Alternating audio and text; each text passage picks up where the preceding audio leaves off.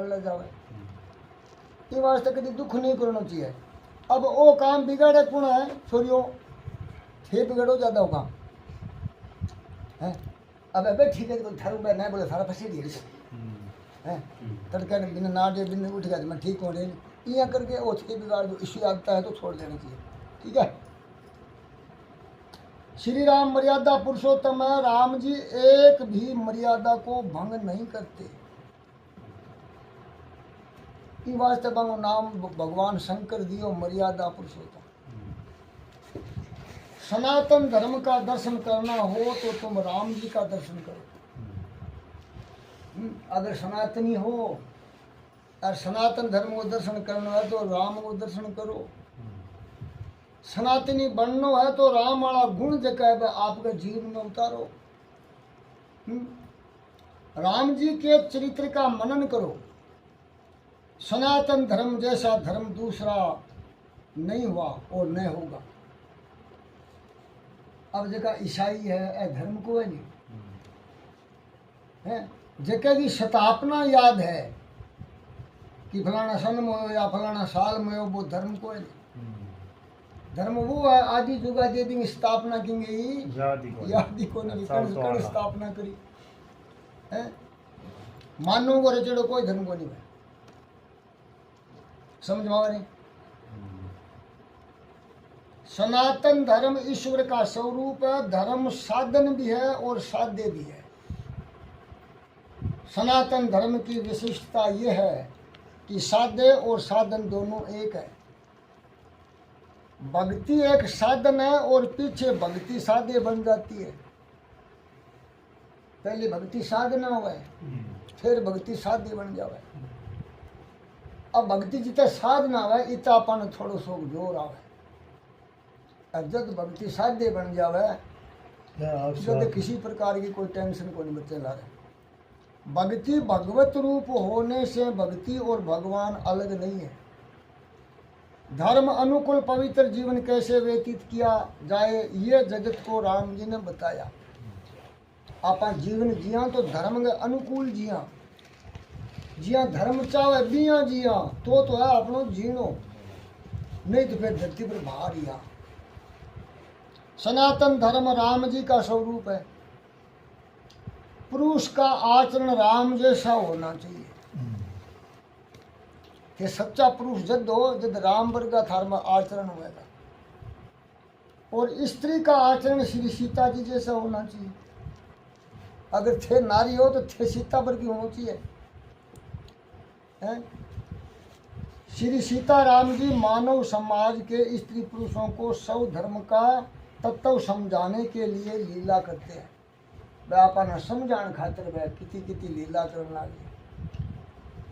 आचरण राम जी जैसा होगा तो ही भक्ति सफल होगी।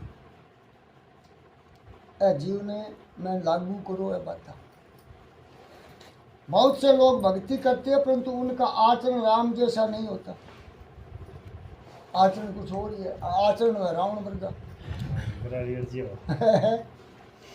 अरे क्या भगता में राम राम का जप करे तो राम नाम का फल नहीं मिलता। तुम किसी देवता की सेवा करो कोई भी देवता मानो परंतु तुमको राम जी की सेवा तो करनी ही पड़ेगी। अब सेवा चाहे आप किंगी करा भैरव जी करा हनुमान जी की माता जी किंगी करा लेकिन गुण राम वाला सा लाना ही पड़सी सेवा हाँ सफल उसी नहीं तो कौन नहीं है। मानव मात्र के लिए राम जी की सेवा अनिवार्य है। परमात्मा श्री कृष्ण की भक्ति करने वाला कोई भक्त हो उपासना करने वाला कोई शिव या साकत हो। शिव का शिव भक्ता ने साकत का माता के भक्ता ने परंतु उसका आचरण राम जी के जैसा ही होना चाहिए। सेवा पूजा चाहे किंग ही करे भाई आचरण तो राम वाला ही लेना पड़ती। शिव जी की पूजा करने वाला यदि आचरण राम के जैसा रखे तो उसकी पूजा सफल होगी भक्ति सफल होगी। श्री राम सेवा के बिना रावण मरता नहीं। अब आपने माँ एक रावण बैठे हुए मिले होगी थोड़ी देखियोगे मिले तो है पर था कौन जेकन आप अहंकार कवा घमंड कवा अभिमान का कई बार थे हम और की वो शुक्र कर लियोगे भी वो रावण करावा प्रभु कारू की बुझिया जगत में जितने महापुरुषों को शांति मिली है उन सबको श्री रामचंद्र जी की सेवा से ही शांति मिली है। अब आप राम वर्गा बनागा राम वर्गा जिका गुण है अपने अंदर ढालांगा तो अपने के टेंशन है फिर कोई किसी प्रकार को टेंशन है ही को नहीं। और रावण वर्गा बनागा तो फिर जगह जगह टेंशन है बुझे नहीं तो सुधर जाओ। राम जी की सेवा अर्थात राम जी की मर्यादा का पालन करना असली सेवा की है। जब चाहे ना करो बोला लेकिन बामी जी की मर्यादा है भी वो पालन करो आ साची सेवा। अब मर्यादा तो पालन करा को नहीं तो फिर क्या सेवा भाई। चंदन और पुष्प से राम जी की सेवा करो तुम राम जी को फूल की माला अर्पण करो अथवा भोग धरो ये तो साधारण सेवा है। तो साधारण सेवा है। राम जी का विचार करते हैं कि बेटा फूल तो मेरा ही बनाया हुआ है का फूल तो मैं ही बना तो घटू जाएगी मेरा ही मुझको देता है। फूल क्या किसी मनुष्य ने उत्पन्न किया नहीं ना भाई कहीं आदमी बनाए फूल। मनुष्य कागज का फूल बना सकता है परंतु उसमें सुगंध उत्पन्न नहीं कर सकता सुगंधी भर देगी वो। मिट्टी प्रभु ने उत्पन्न की पानी प्रभु ने उत्पन्न किया फूल प्रभु ने उत्पन्न किया फूल में सुगंध भी प्रभु ने स्थापित की। इस संसार में जो कुछ है उसके मालिक श्री राम है। राम जी का तुम राम जी को अर्पण करो ये ठीक है परंतु उससे श्री राम जी विशेष प्रसन्न नहीं होते। अब चंदन चढ़ा दियो फूल चढ़ा दियो माला चढ़ा दी भोग लगा दियो इनसे विशेष प्रसन्नता कौन मिला भगवान ने तो वह राजी क्या सुने। राम जी कहते हैं कि बेटा ये सब तो मेरा है मैंने जो तुझे दिया मुझको मुझे देने वाला तू कौन होता है मेरे समान मेरे तो समान है। मंदिर में बहुत सेवा करने वाले कुछ लोग ऐसा समझते हैं कि भगवान का मंदिर है मैं चलाता हूँ। भगवान कहते हैं कि मूर्ख तुझको बोलना तो आता नहीं तू मेरा मंदिर चलाता है परंतु तेरे घर को तो मैं चलाता हूँ तेरे शरीर को मैं चलाता हूँ तुझे खबर है।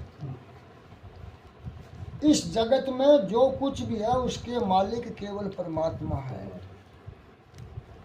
मनुष्य तो शरीर का भी मालिक नहीं है का है फिर धन का मालिक तो हो ही कैसे सकता है। इस शरीर का मालिक क्या जीव है ये तो परमात्मा की ही आज्ञा है कि जीव को शरीर छोड़ना ही पड़ेगा है। परमात्मा की आज्ञा छोड़ने को न मिले तब तक इस मकान में रह सकते हो। अभी बोलो आगे तो छोड़ना पड़ेगा। आजकल तो ऐसा ही कायदा है कि किराए के मकान में किराएदार को भी अधिकार प्राप्त हो जाता है। 18 काशा साल कहता है कोई किराए मकान ले लो देखो मिलो मालिक के कहने पर भी वह मकान खाली नहीं करता मकान छोड़ता नहीं परंतु ये कायदा तो यहीं पर है ऊपर ये कायदा लागू नहीं। ऊपर से जैसे ही आदेश हुआ कि मकान छोड़ो तो तुरंत राम बोलो भाई मकान छोड़ना ही पड़ेगा। मनुष्य तो शरीर का भी मालिक नहीं है तो फिर धन का मालिक कैसे हो सकता है। मालिक तो एक श्री राम है परमात्मा ही मालिक है। मेरा क्या है मनुष्य ये समझता नहीं। ये बात ना आप समझा को नहीं समझना जाओ खटपट मिट्टी इससे मारा मारी करता है। कितने तो ऐसे होते हैं कि उनके हद में भिखारी बैठा हो और खाता हुआ हो तो भी उसको सहन नहीं होता। रोटी जीमतन खड़े कर दी खड़े हो बैठो उससे कहता कि चलो उठो यहाँ से यहाँ क्यों बैठा है ये स्थान तो मेरा है। सब कुछ छाती से बांध कर अंत समय में साथ ले जाना नहीं। एक ही चीज आगे चले को नहीं चलेगी। स्थान तुम्हारा है, मालिक परमात्मा है। प्रभु ने कृपा करके अपने को ये बहुत दिया है। परमात्मा का परमात्मा को तू अर्पण करो, ये ठीक है, परंतु उससे प्रभु विशेष प्रसन्न होते नहीं। परमात्मा को प्रसन्न करने की इच्छा हो तो प्रभु की आज्ञा का पालन करो। जिकी राम जी की आज्ञा है वो पालन करो तो राम